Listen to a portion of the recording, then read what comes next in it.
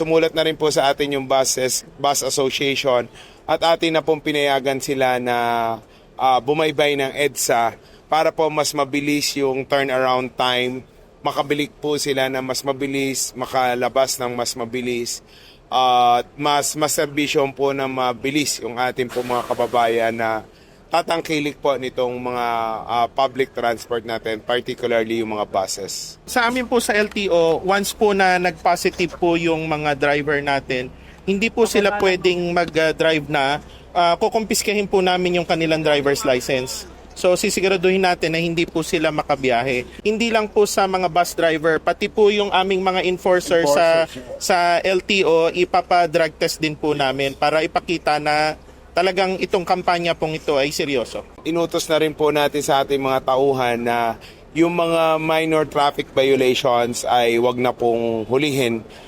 Mas priority po as always ang traffic management.